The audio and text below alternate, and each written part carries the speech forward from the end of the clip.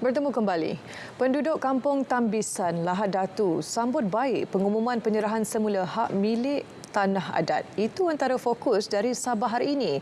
Putera lanjut, kita langsung bersama Suaran Shah di Kota Kinabalu. Suaran, silakan. Ya, Ifah. Pengumuman Perdana Menteri Datuk Seri Anwar Ibrahim berhubung penyerahan semula hak milik tanah adat seluas 400 hektar memberi kelegaan kepada penduduk Kampung Tambisan yang telah sekian lama dinantikan mereka. Datuk Seri Anwar mengumumkan berita baik itu sempena Majlis Santunan Budi Tautan Kasih Felda Madani di Felda Sahabat Lahad Datu. Tanah adat, dia dah lama dah tuntut tanah dia. Tetapi kemudian proses itu Felda, di bawah tangan Felda. Jadi saya akan undi dengan negeri supaya kembali kepada mereka. Mana biar kembali hak kepada pemilik asal tanah itu. Penduduk yang ditemui mengalu-alukan pengumuman penyerahan semula hak milik tanah adat dan berharap ia dapat disegerakan. Mereka juga menghargai keprihatinan Perdana Menteri meluluskan sebuah pusat dialisis di wilayah Sahabat dan juga pemasangan lampu jalan.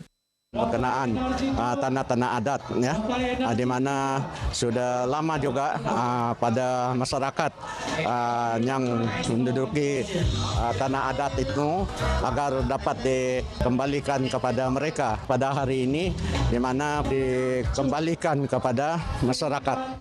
Mengucapkan ribuan terima kasihlah di atas pengumuman yang amat berhormat sebentar tadi, di mana yang amat berhormat telah meluluskan sebuah mesin dialisis. Memandangkan penyakit ini begitu banyak sudah di Felda, agak jauh untuk kami berubat ke luar daerah.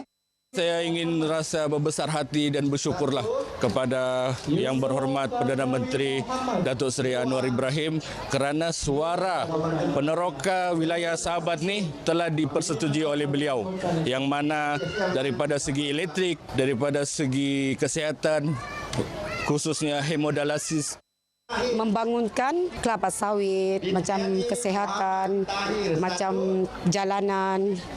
So, kita pun kehadiran dia sangat berpersatilah untuk memantau Perdana Menteri kita Seri Anwar Ibrahim.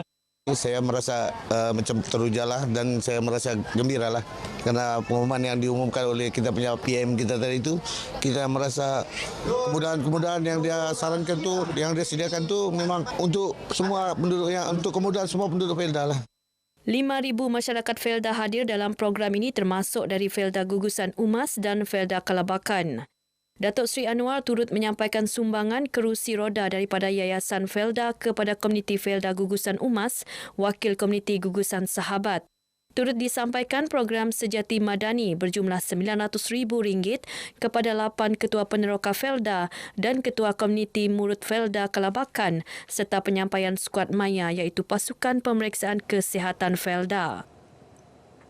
Masyarakat Islam di negeri ini dipelawa menyertai pelbagai acara disediakan bagi mengimarahkan sambutan Maulidur Rasul 1446 Hijrah 2024 Masihi peringkat negeri.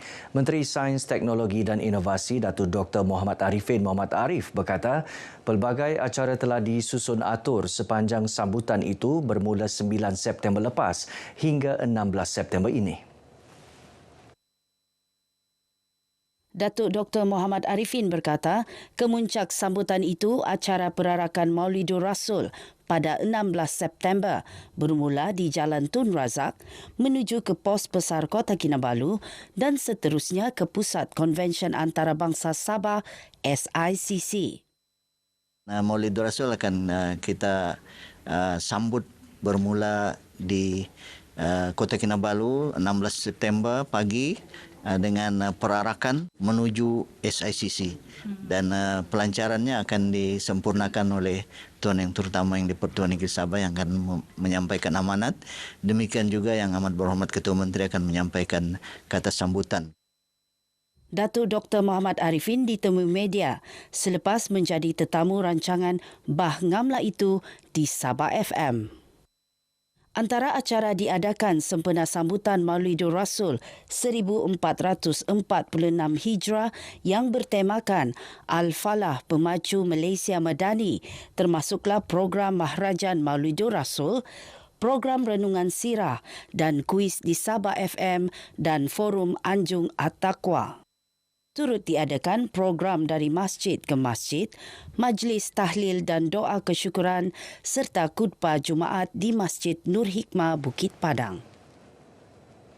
Sementara itu, polis akan mempertingkat kawalan keselamatan di SICC dan Padang Merdeka sempena sambutan Mauludir Rasul dan Hari Malaysia 16 September ini.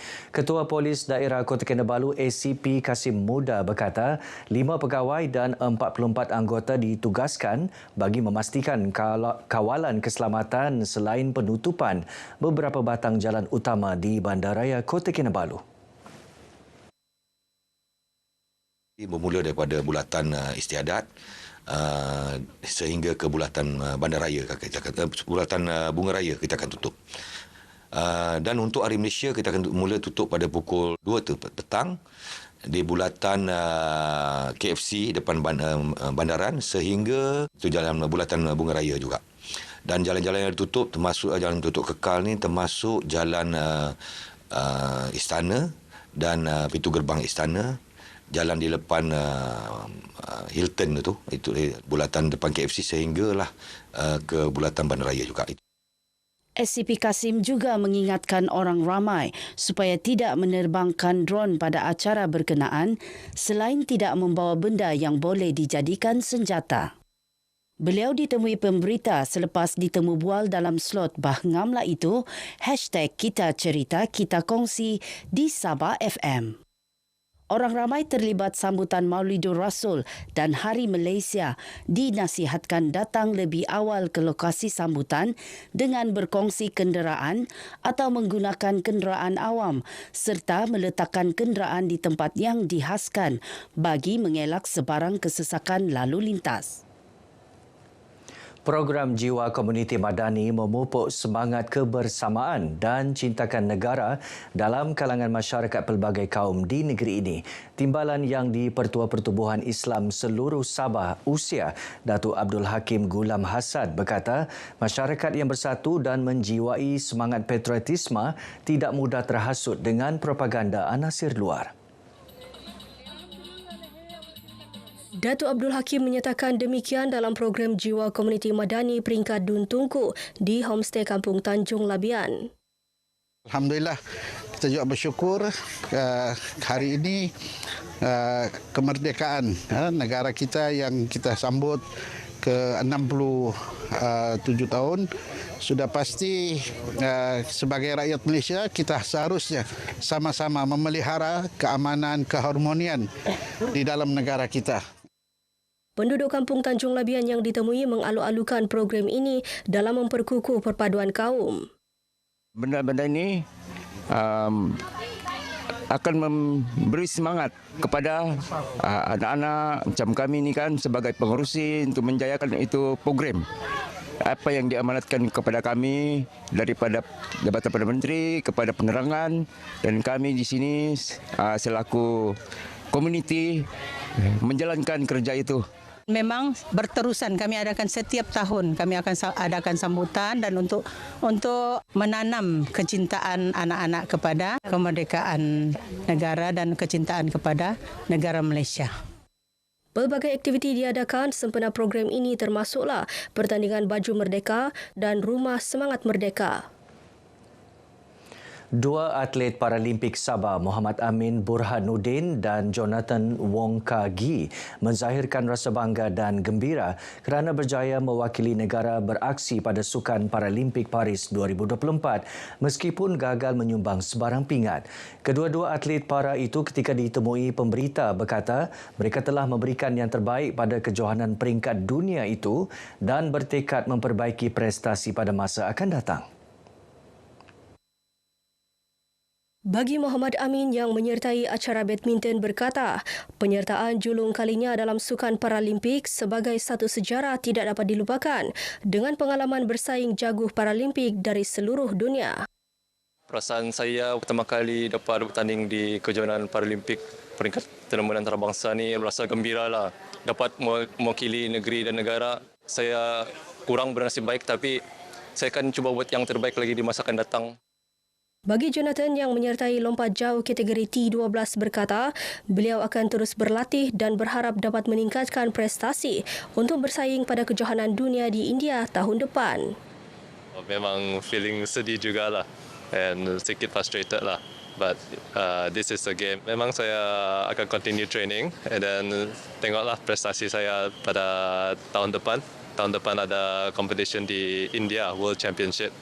So hopefully sana saya akan do my best lah. Muhammad Amin dan Jonathan ditemui di lapangan terbang antarabangsa Kota Kinabalu, KKIA. Seorang lagi atlet para Sabah yang beraksi di Sukan Paralimpik Paris 2024, Eddie Bernard, berjaya memenangi pingat gangsa pada tamasya itu dalam acara 100 meter T44. Baik saudara, sekian perkongsian dari negeri di bawah Bayu. Kembali bersama Ifa untuk lebih banyak perkembangan semasa dalam negara. Malaysia Madani, Jiwa Merdeka. Silakan Ifa. Baik, terima kasih Suaran.